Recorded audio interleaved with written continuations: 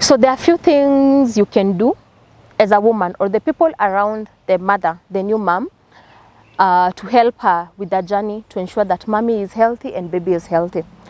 So to the mom first, are there things you loved to do before you got your baby? Go for it. Go for walks, listen to music, dance along, get yourself whatever you like, go out with your friends and have fun.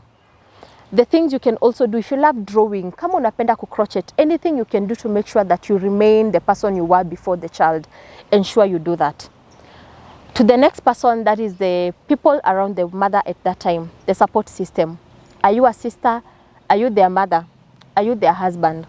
Whatever a new mom needs at that time is a lot of rest.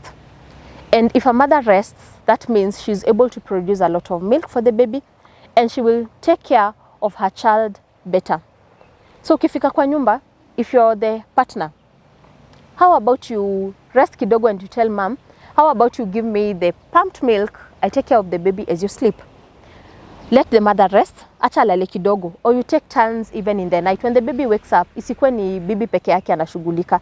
Also take up your baby and ensure that mommy rests at that time. Kama ni clean up, are you able to take and clean up after her? Usiache anze kufanya a lot of roles immediately after birth because her back needs to heal. Kuna vitu hawezi fanya until 3 months are over. So allow your woman to heal because if she's well, you are also okay. You don't want to have a woman that is angry, irritable in your house. But that thing will only happen if you're offering a lot of support. To the friends and the sisters and anyone else that comes to visit, what a person again needs is rest. So ukikuja, apart from you listening to her birth stories and what went on with her birthing story, how about you clean up after her? Go to the kitchen, wash utensils. Kama ako na nguo chafu, how about you clean up after her? Wash the baby clothes or whatever else you can do apart from just sitting and listening to her stories. Something else you can do, mom, if you're feeling you're irritable, one of the things I will also do is, I was told mtoto akilia atakufa. And what will irritate me is my baby crying because anytime alikuwa analia hiyo kilio yake nilikuwa nasikia ni kama it arouses me to a lot of anger. So I was told to step out and I will step out and I will go out na mwachapo alie kidogo ninatoka nje. I will take my 7 deep breaths. You breathe in the heavy breaths. Take 7 of them. Ukishamaliza kubreathe, unarudi kwa hiyo nyumba umetulia, ile hasira ulikuwa nayo isha disappear and you take your baby and you will smile at your baby and ensure that you calm your child because mtoto wako ana njia nyingine ya communicate. The cues of crying is her or him communicating either I'm hungry, I want something, or I'm irritable, I'm not feeling fine, because babies go through their own seasons too. Something else you can do is take walks. Take a lot of walks and also talk to people about your story. Talk about what you're going through, your silence or the ignorance, because I kept telling people, nikiambiwa uko sawa naambia no, I don't think I'm going through depression. But me talking about my story got me to a place of healing. So talk about your story, talk about your story, talk about your story.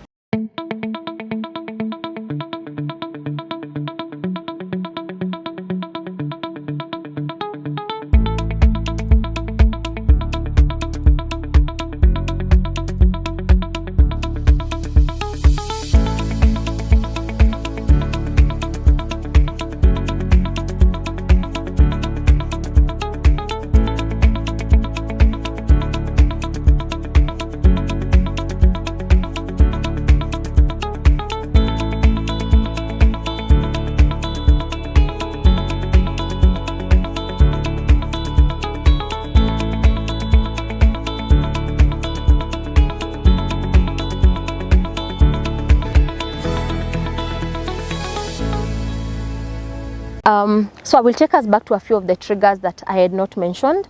One of them is a child that is in the NICU. And probably this is usually because of either a child that is born in distress and you have to stay in the NICU for quite a long time, or a preemie child, a baby that is born before their due time.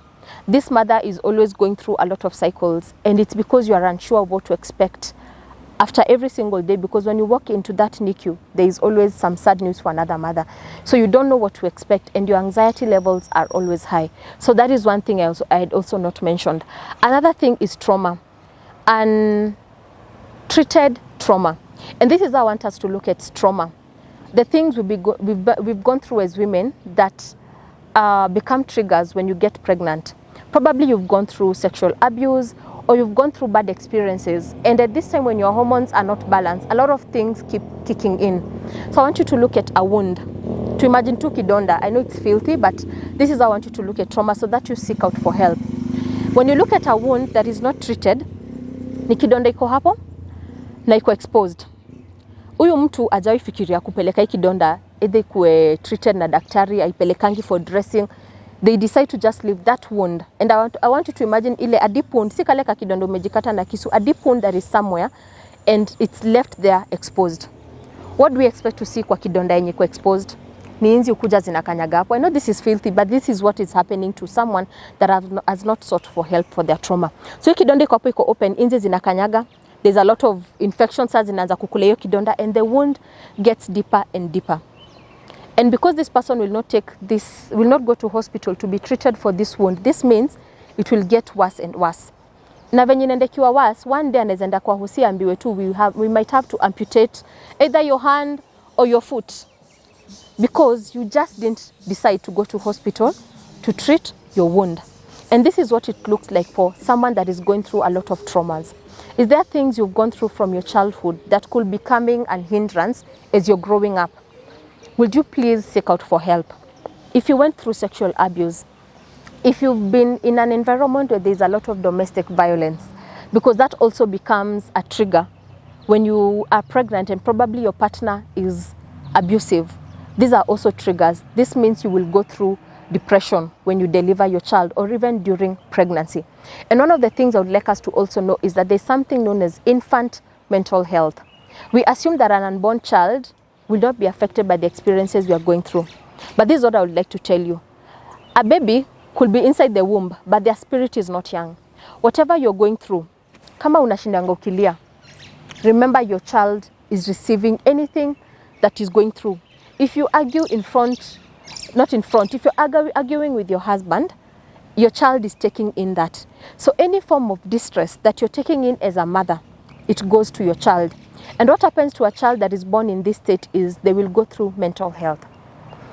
And this is what you'll see, because I saw this with my son, and it's because I didn't mention I was a crying baby. Throughout, in as much as nilikuwa nalala, pia nilikuwa nashinda nikilia because I was in denial and I kept asking God, huyu mtoto unamleta sahi wa nini? Like, usiwache nikuwe na mimba, all those things. I kept complaining. And I would cry. Apart from sleeping, I cried a lot.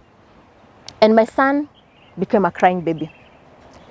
Mshwadi wa leo, though we are managing it, but he became a crying baby. But it's because of what I was going through.